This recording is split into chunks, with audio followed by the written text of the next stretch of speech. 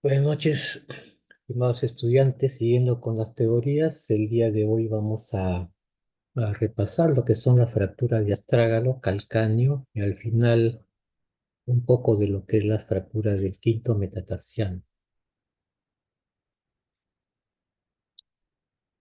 Primero vamos a empezar con el astrágalo, que como ustedes saben es un hueso que se encuentra entre la articulación del tobillo y el calcáneo. El astrágalo es un hueso muy importante porque una de sus complicaciones que provoca es la necrosis avascular.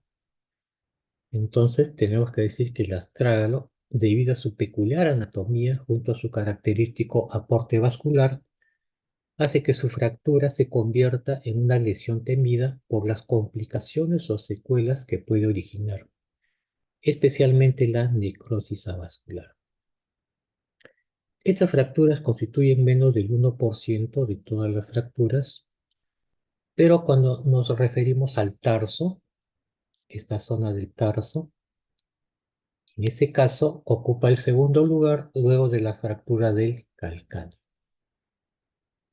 La mayoría de las fracturas ocurren en adultos jóvenes y tenemos que el astrágalo está dividido anatómicamente en una cabeza, en un cuello y en un cuerpo.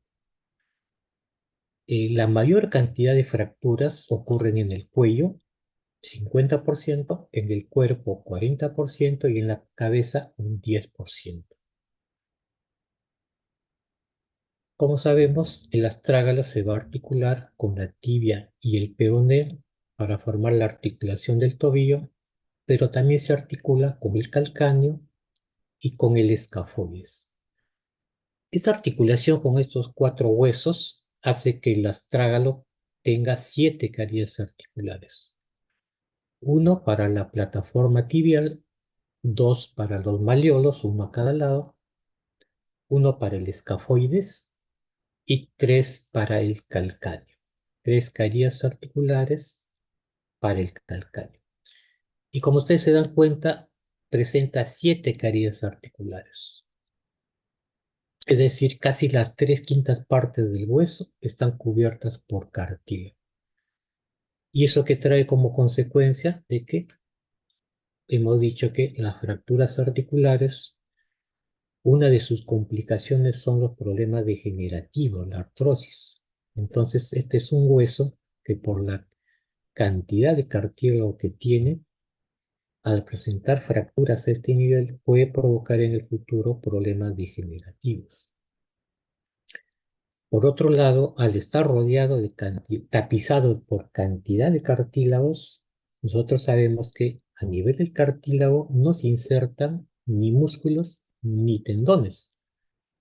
Y a través del músculo y del tendón, muchas veces un hueso puede ser vascularizado. En este caso, al no insertarse ni músculos ni tendones, hace también que el astrágalo, su irrigación sea precaria. Como les digo, el astrágalo, una de sus complicaciones es que la necrosis avascular, y eso es debido a que su vascularización es muy lábil. ¿Qué factores hacen de que su vascularización sea muy lábil, su irrigación sea lábil? Por un lado, que el astrágalo está rodeado en sus 2/3 partes por cartílago y por ahí no penetran vasos, una razón. Segunda razón, que a través de las foraminas, que son donde penetran vasos sanguíneos para irrigar el hueso, a nivel del astrágalo, estos vasos perforantes no tienen un calibre adecuado. Esta es otra razón que hace que la irrigación del astrágalo sea lábil. Y la tercera razón que le decía antes es que no dispone de inserciones tendinosas ni musculares que pudieran aportar también algunos vasos sanguíneos. Estos tres factores hacen que la irrigación del astrágalo sea muy lábil. Les decía que una complicación importante de la fractura del astrágalo es la necrosis avascular. Entonces tenemos que ver cómo es la circulación del astrágalo. Y la circulación del astrágalo viene de ramas de la arteria tibial posterior, la arteria tibial anterior y la arteria perforante peronea. Una rama de esta arteria perforante peronea y una rama de la arteria tibial anterior van a formar una rama que va a penetrar en el seno del tarso, se le va a denominar arteria del seno del tarso y se va a unir a otra rama que viene de la tibial posterior, que es la arteria del canal del tarso. Y de este arco, de esta unión, las arterias van a perforar a través de las foraminas, que son estos orificios, y van a penetrar en el astrágalo. Y como ustedes se dan cuenta, la irrigación del astrágalo entonces va a ir de adelante hacia atrás, hacia posterior. Es una irrigación o circulación retrógrada. Entonces, ¿qué es lo que pasa? Si yo tengo una fractura que me afecte el cuello, se va a cortar la circulación y el fragmento posterior va a quedar con poca irrigación y en muchos casos puede provocar una necrosis o una muerte del hueso. ¿Cómo llegan los pacientes a la emergencia? Dolor intenso en piel-tobillo, deformidad del tobillo y del retropié. Va a haber zonas de filtenas que indican que hay sufrimiento de la piel, que el traumatismo ha sido de alta energía. Puede haber fracturas expuestas. Muchas veces las fracturas de astrágalo que se acompañan de un desplazamiento excesivo del mismo, de una parte del astrágalo, hace que se produce una tensión en la piel. Y esa tensión en la piel puede con el tiempo provocar una necrosis. De tal manera que este tipo de fracturas se tiene que hacer una reducción incruenta lo más pronto posible. Así también podemos encontrar un síndrome compartimental. Solicitamos nuestra radiografía anteroposterior, donde vemos una fractura del astrágalo, radiografía lateral, donde vemos un gran desplazamiento de la fractura del astrágalo de un fragmento. También podemos tomar una radiografía de canal oblicua para ver con mayor detalle la zona del astrágalo y sobre todo el cuello. Y la tomografía computarizada, que es muy útil para evaluar la configuración de la fractura, el grado de conminución, la angulación, el número de fragmentos, el desplazamiento, y esto nos va a servir para planificar una cirugía. Decíamos que el astrágalo tiene un cuerpo, un cuello y una cabeza. Entonces vamos a tener fractura de la cabeza, fractura del cuello y fracturas del cuerpo. Cada uno tiene sus propias características. Por ejemplo, las fracturas de la cabeza del astrágalo, ¿cuál es su mecanismo? Caída de altura con el pie en flexión plantar y se produce la fuerza traumática que se irradia llegando a la cabeza del astrágalo. Como vemos acá en una radiografía, una fractura de la cabeza del astrágalo. Como son fracturas articulares, muchas veces tenemos que solicitar una tomografía para ver bien la configuración de la fractura.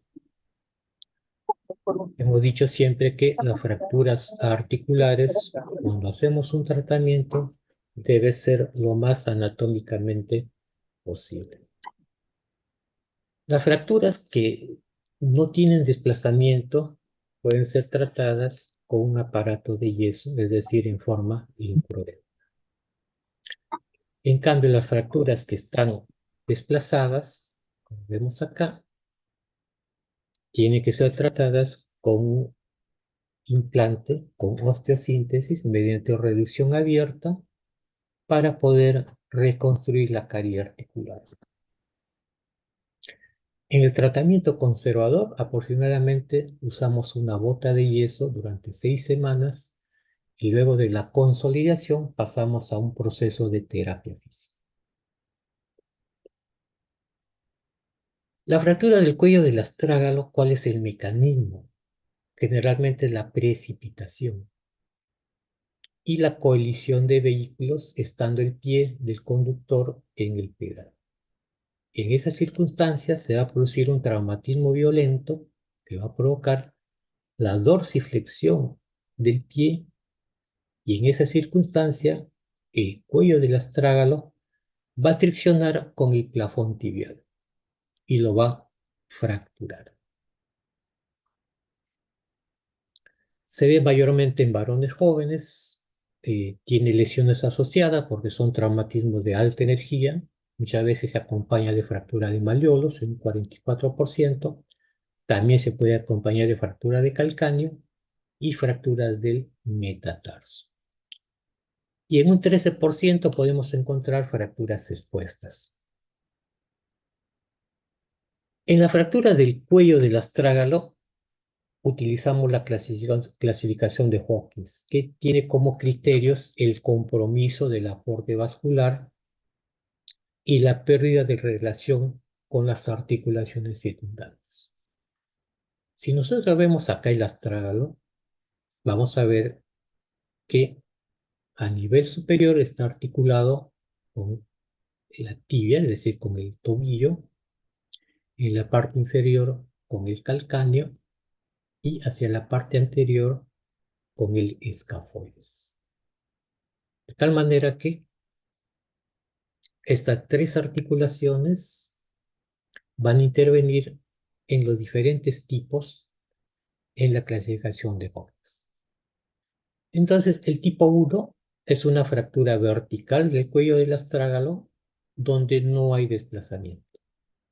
Las tres articulaciones, la tibia astragalínea, la subastragalina y la astragalescafoidea, no encontramos ninguna subluxación ni luxación. Es el tipo 1. En el tipo 2 es lo mismo, solo que ya hay desplazamiento y de las tres articulaciones vemos que hay una subluxación o luxación a nivel subastragalino, es decir, su articulación con el calcáneo. En el tipo 3, en este caso ya es lo mismo que el tipo 2, pero ya se acompaña de una luxación o subluxación tibio-astragalina a nivel del tobillo.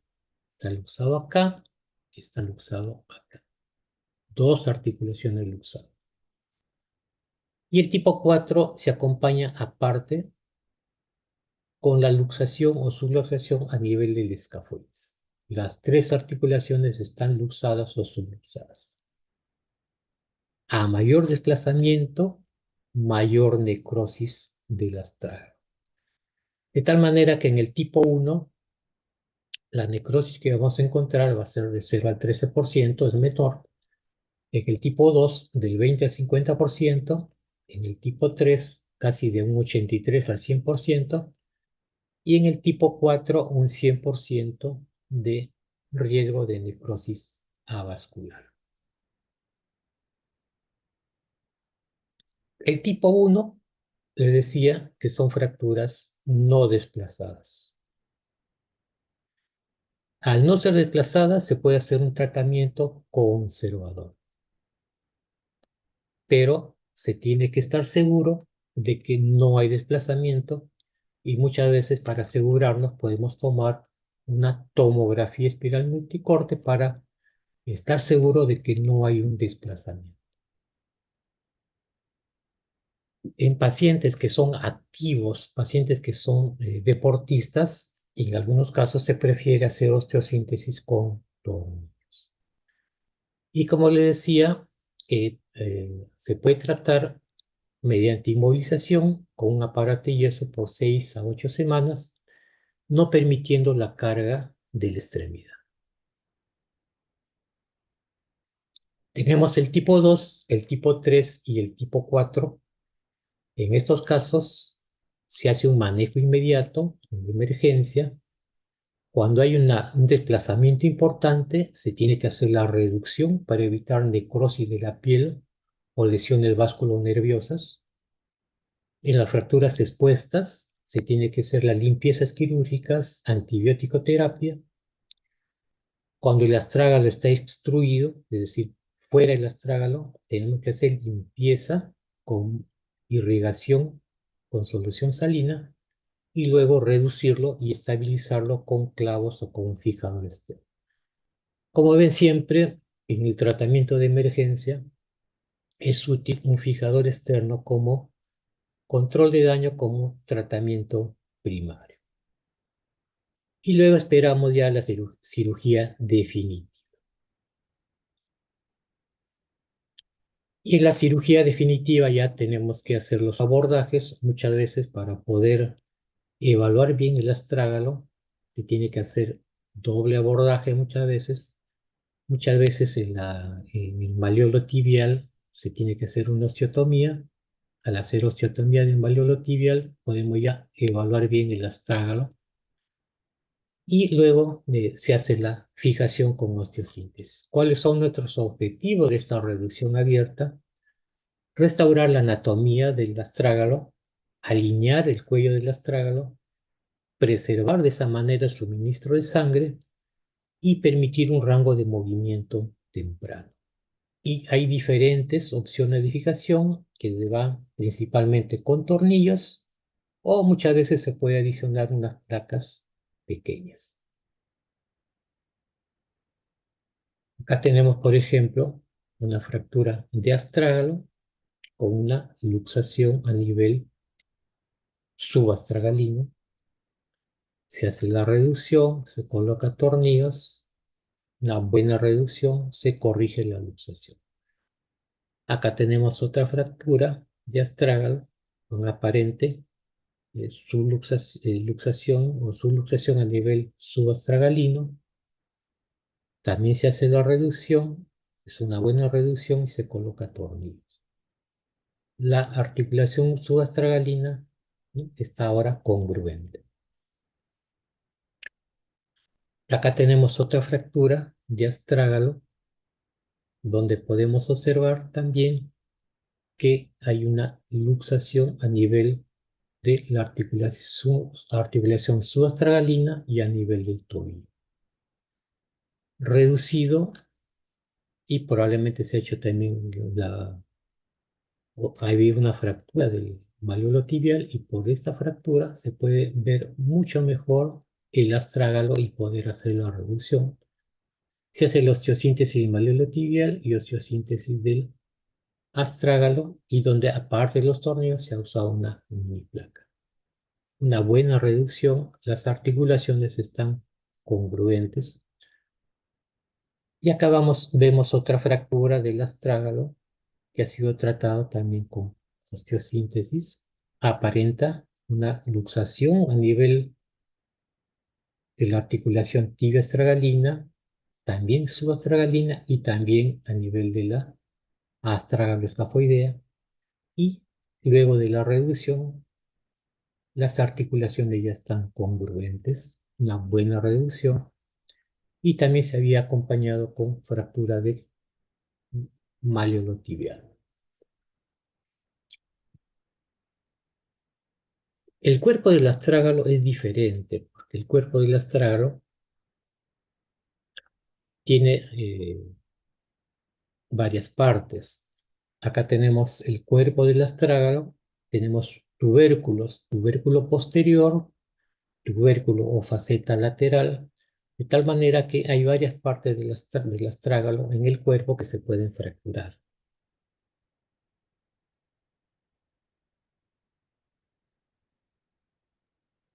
Entonces, las fracturas del cuerpo del astrágalo pueden ser de lo más mínimo, como una fractura osteocondral, hasta lo más complejo, que pueden ser fracturas por aplastamiento con gran conmoción.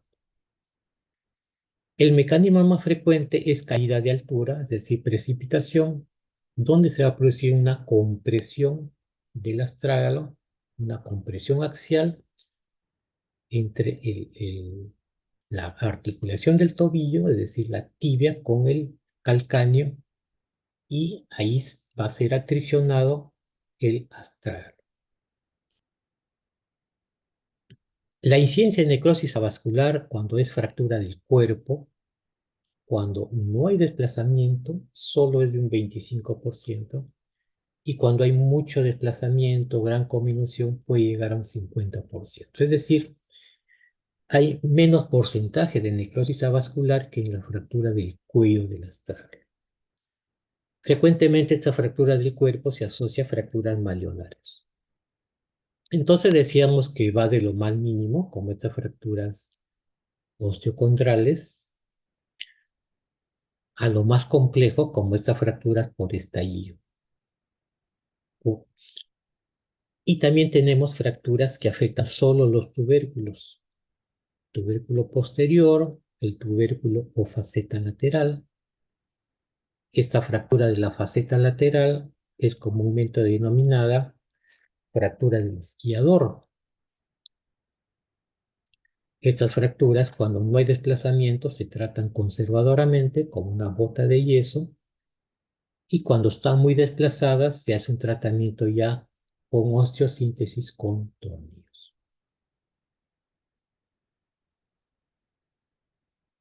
Acá tenemos fracturas del cuerpo del astrágalo, algunos con gran conminución que tienen que ser tratadas, estabilizadas, reducidas con tornillos. Acá tenemos una fractura del proceso lateral desplazada, tratada con tornillos, con una buena reducción. Fractura de esquiador. ¿Qué complicaciones puede traernos una fractura de astrágalo? Como es una fractura con múltiples caídas articulares, entonces les decía al inicio que una complicación son los problemas degenerativos. Las artrosis. Como vemos acá, una artrosis que afecta tanto la articulación tibio-astragalina como subastragalina. Muchas veces este tipo de enfermedades degenerativas provoca rigidez en los tobillos, dolor, que muchas veces esta articulación tiene que ser artrodesada, es decir, se tiene que fusionar tibia con astrágalo y muchas veces también con el calcáneo, haciendo que esto funcione como un solo hueso. Otra complicación es la pseudoartrosis. Decíamos que una complicación de la fractura del astrágalo es la necrosis vascular por el poco riego que llega al fragmento posterior cuando se produce una fractura del cuello, pero este poco riego también puede provocar una pseudoartrosis. Entonces, cuando decimos que para que consolide bien una fractura tiene que haber una buena reducción, tenemos que estabilizar bien la fractura y tiene que haber un buen aporte sanguíneo. En este caso, falla el aporte sanguíneo y puede llevar a una pseudoartrosis que tiene que hacerse muchas veces una artrodesis. Y la complicación más seria es la necrosis avascular.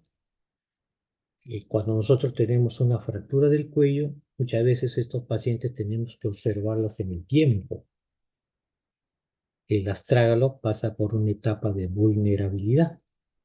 Muchas veces no sabemos si el astrágalo se va a necrosar, si una parte del astrágalo nada más se va a necrosar. Y muchas veces cuando solicitamos radiografías de control, a las 8 semanas podemos encontrar esta línea negrita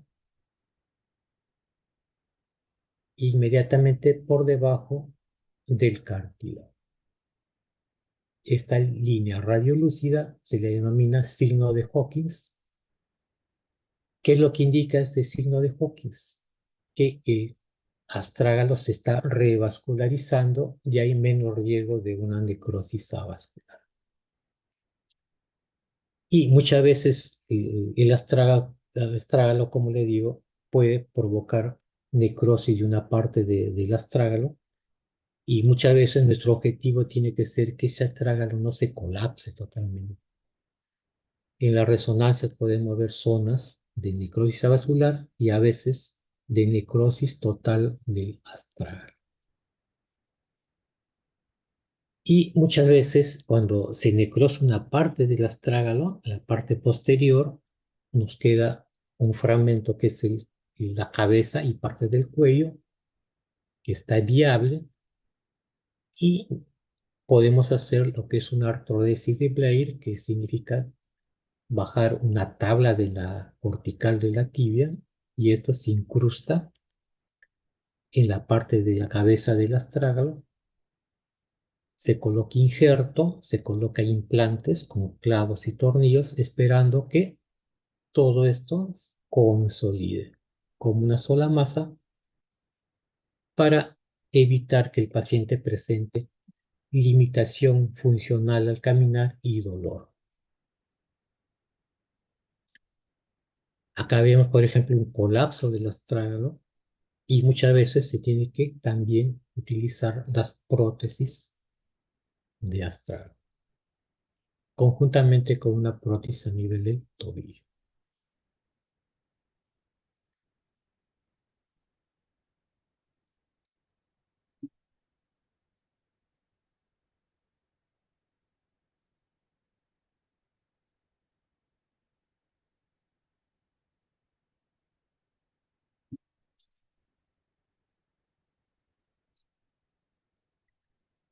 Luego tenemos la fractura de calcáneo. Acá está nuestro calcáneo, que constituye el 2% de toda la fractura en el esqueleto y de todo el tarso, es decir, todo ese todo hueso de acá, constituye un 60% de fractura del tarso. Un 25% de esta fractura del calcáneo son intraarticulares y un 75%, perdón, un 25% son extraarticulares. Son fracturas que no afectan esta articulación. Y un 75% sí son articulares. Comprometen la articulación con el astragal. Hasta un 87-90% se da estas fracturas generalmente en varones y entre los 21 y 45 años. Un 5% son fracturas abiertas y como son fracturas muchas veces de alta energía, sobre todo precipitaciones, caídas de gran altura, se acompaña de fracturas de columna vertebral, de pelvis, de cadera, de rodilla y de pilón tibial anterior. El calcáneo es el hueso más voluminoso del tarso, que ocupa la porción posterior e inferior, tiene una cara superior con tres carillas para su articulación con el astrágalo, una cara inferior donde encontramos la piel, una cara anterior para su articulación con el cuboides, y en la cara posterior tenemos la tuberosidad y donde se inserta el tendón de Aquiles, y tenemos una cara medial y una cara lateral. A diferencia del astrágalo, el calcáneo es un hueso bien vascularizado. Es raro encontrar en el calcáneo pseudoartrosis. eh, Siempre son fracturas que consolidan por la irrigación que tienen. Y estas dependen igualmente de la arteria peronea, arteria tibial anterior y arteria tibial posterior. Como les dije, vamos a tener fracturas intraarticulares y fracturas extraarticulares. Las fracturas intraarticulares generalmente se dan por un mecanismo directo, por caídas de altura, una carga axial, o por traumatismos a nivel del pie, cuando el pie se encuentra incrustado, por ejemplo, en el pedal, en accidentes de tránsito. Y se produce la fuerza traumática que va a triccionar el calcáneo con el astrágalo y lo va a fracturar. Como le decía, estas fracturas articulares son de alta energía, generalmente caída de altura o accidentes automovilísticos.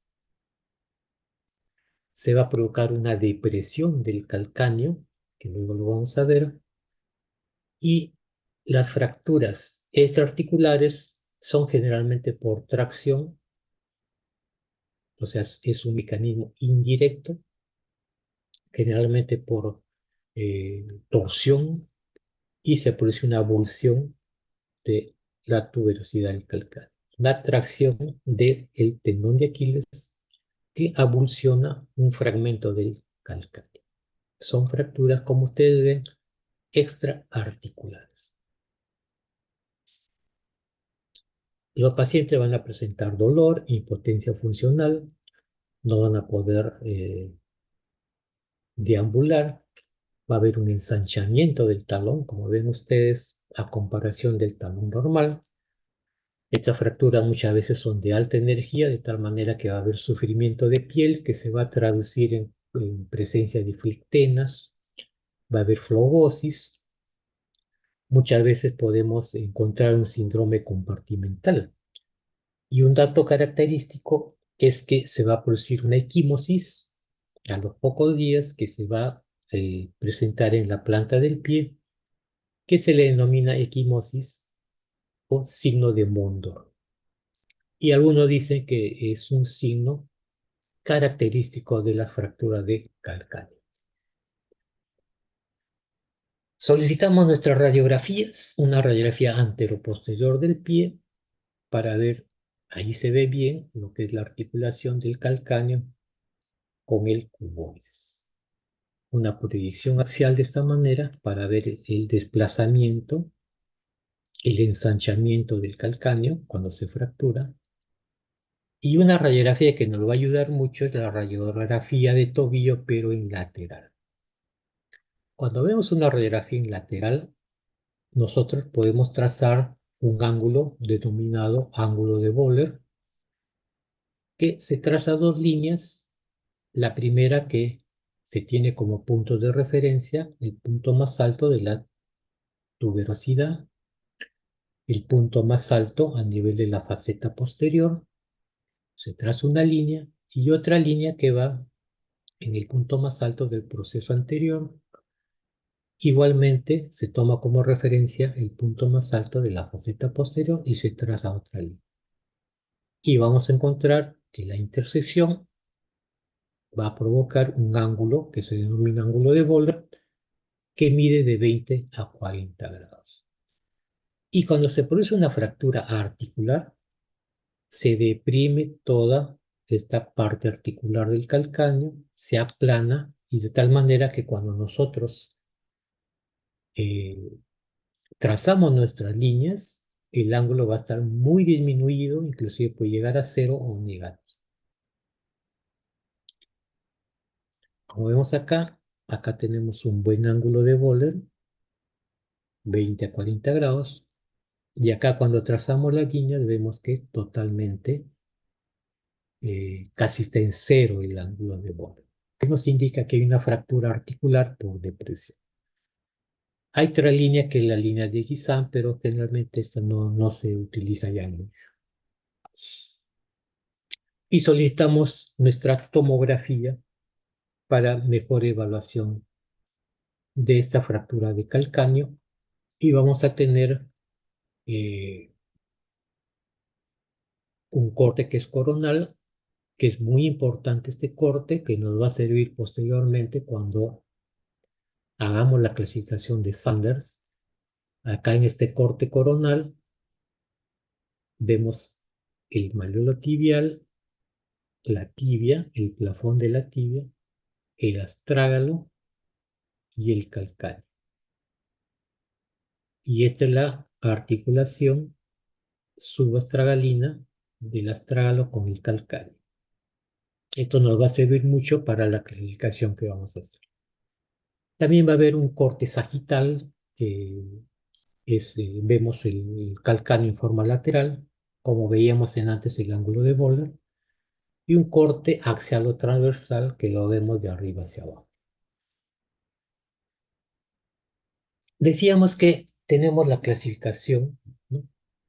La clasificación de Sanders, o antes de eso tenemos las fracturas que les decía, las fracturas extraarticulares, que son un 25%, y las fracturas intraarticulares que son un 75%.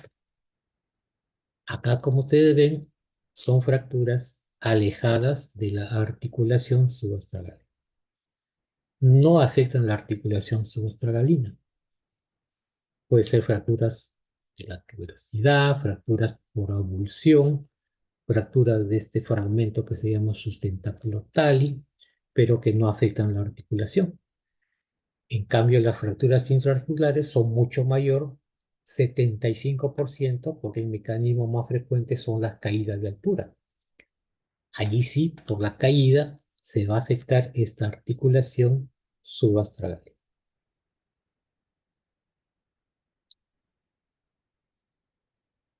Acá tenemos las fracturas extraarticulares, fractura de sustentáculo tali, por avulsión de la tuberosidad, fractura de la pódice anterior. Todas estas son fracturas que no afectan la articulación. Estas fracturas extraarticulares, cuando no hay desplazamiento, puede ser tratado con una bota de yeso por 6 a 12 semanas sin carga. Luego de radiografías de control, podemos indicar ya cargas cuando ya veamos que hay una buena consolidación.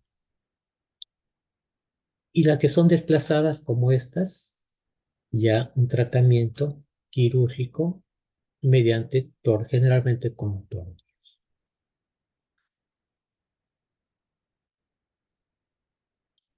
Y acá tenemos la clasificación de Sanders. Le decía que es útil este plano coronal en la tomografía. En este plano coronal vemos la articulación del tobillo, el astrágalo y el calcáneo. ¿Y por qué es útil? Porque nos va a permitir ver la articulación. Y entonces Sanders nos dice que hay un tipo 1, que puede haber varias o una línea de fractura, pero sin desplazamiento. La carie articular se conserva. El tipo 2 es una línea de fractura, pero ya desplazada. Compromete la articulación. Va a provocar dos fragmentos. El tipo 3 va a haber dos líneas de fractura desplazadas. Vean cómo las líneas cortan la articulación y va a provocar tres fragmentos. Y el tipo 4 son tres o más líneas de fractura con gran desplazamiento y que, como ustedes ven, también afectan la articulación. Y como hemos visto, a mayor compromiso de la articulación, los resultados son menos, o sea, son más malos que una fractura sin desplazamiento.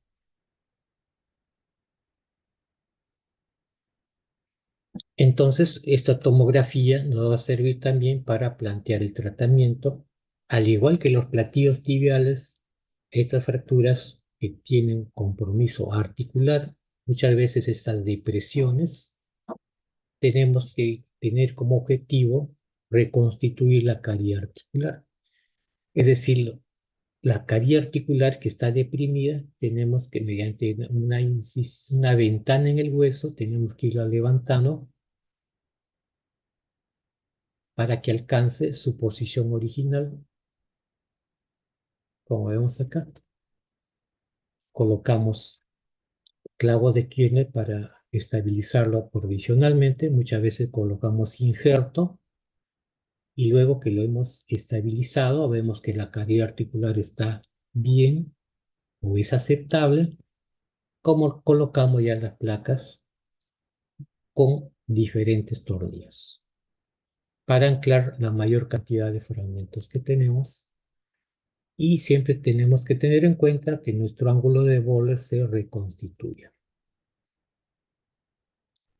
Acá, por ejemplo, tenemos una fractura del calcáneo, tipo 2 de Sander, porque hay una línea y un desplazamiento. Nosotros cuando vemos la radiografía lateral trazamos las líneas para ver el ángulo de Böhler y este es aproximadamente cero, ¿no? Ha disminuido totalmente. tenemos que hacer la reconstrucción de la carie articular mediante cirugías, la placa, y vemos cómo el ángulo de Böhler ahora se restituye. Esta es una fractura que ya tiene dos líneas, tipo 3 de Sander, que deja fragmentos, tres fragmentos. La carie articular, como ustedes ven, está muy afectada, muy deprimida. El ángulo de Böhler, si ustedes ven, también es cero o negativo. Se hace la cirugía. Se trata de reconstruir la carie articular, hace el astrágalo, hace el calcáneo. Esta es la carie articular. Vemos que es aceptable para el tipo de lesión que ha tenido. Y luego se ha colocado la placa con los tornillos y vemos que el ángulo de Böhler se ha reconstituido. Acá tenemos una fractura con múltiples trazos, es una tipo 4, y vemos cómo la carie articular está muy complicada. El ángulo de Böhler también está cero o negativo, y luego se hace la cirugía para reconstituir esta carie articular. Tenemos que colocar injertos, tornillos, placas, y vemos cómo el ángulo de Böhler está aceptablemente reconstituido.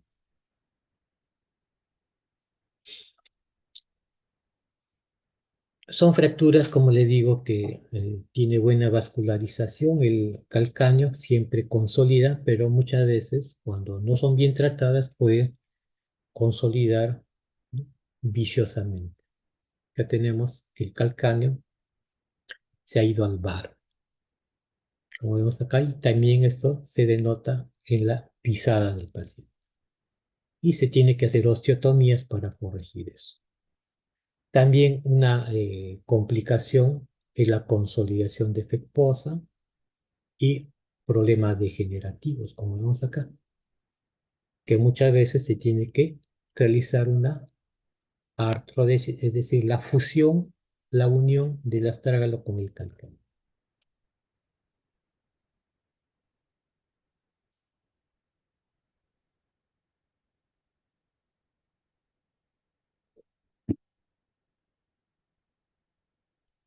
Y por último tenemos la fractura de los metatarsianos. Una de las fracturas más complicadas son las fracturas, luxaciones del isfranc, que afectan toda esta zona de la articulación del tarso con los metatarsianos. Se produce fractura de las bases de los metatarsianos, luxaciones, desplazamientos importantes que hacen de que se tenga que reconstituir todo eso mediante reducciones abiertas, colocación de clavos y tornillos. Generalmente se da por una carga axial estando el pie en flexión plantar. Y se hacen las incisiones mediante dos incisiones para poder llegar a todos los metatarsianos y hacer la reducción y la osteosíntesis. Muchas veces también tenemos fracturas a nivel de la cabeza y el cuello de los metatarsianos. Es frecuente ver estas fracturas con múltiples lesiones de la cabeza y cuello de los metatarsianos, y que muchas veces tienen que ser reducidas y haciéndose la osteosíntesis lo más simple con clavos de quilla hasta la consolidación. Y la fractura del quinto metatarsiano, tenemos una fractura en la base, que es por un mecanismo de inversión. Muchas veces vienen los pacientes con una entorsis del tobillo, una inversión del tobillo. El tendón peroneo tracciona y fractura la base del quinto metatarso. Generalmente su tratamiento es con una bota de yeso. Algunas veces el fragmento está muy desplazado y se coloca un torno. Y tenemos un nombre propio que es la fractura de Jones. También en el quinto metatarsiano, pero es una fractura no en la base, sino generalmente en la zona metafisiaria, que muchas veces puede tratarse conservadoramente o también colocando un toque. Y otro nombre propio es la fractura del bailarín o la bailarina, que son fracturas oblicuas o espiroideas que se producen ya en la diáfisis del quinto metatarsiano, que también muchas veces obliga a un tratamiento quirúrgico, muchas veces con placas, con tornillos o muchas veces también con tornillos solos o clavos.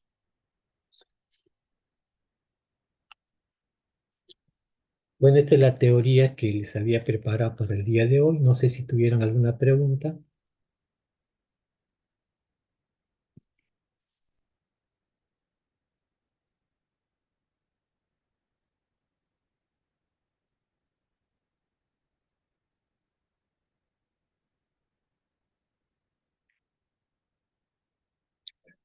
Si no hay preguntas, entonces nos vemos en la siguiente clase. Muchas gracias por su atención. Hasta luego, doctor. Gracias, doctor.